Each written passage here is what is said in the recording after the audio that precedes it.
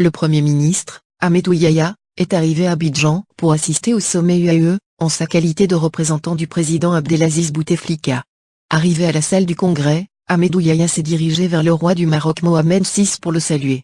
Ce geste n'a pas échappé aux journalistes présents et la vidéo immortalisant l'événement a fait le tour du net.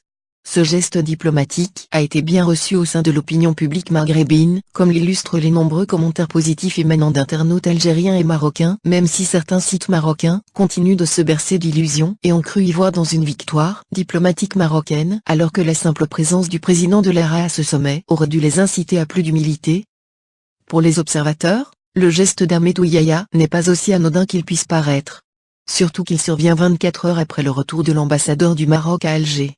On se souvient qu'il y a un mois, le Maroc avait rappelé son ambassadeur à Alger pour protester contre les déclarations du ministre algérien des Affaires étrangères, Abdelkader Messael, qui avait accusé le Maroc de trafic de drogue et de blanchiment d'argent.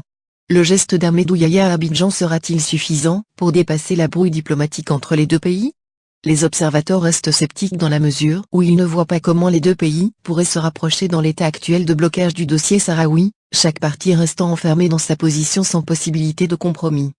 Pourtant, les observateurs estiment que malgré l'importance de la question du Sahara occidental pour les deux pays, ce qui les unit dans une conjoncture géostratégique des plus incertaines est plus important que ce qui les divise.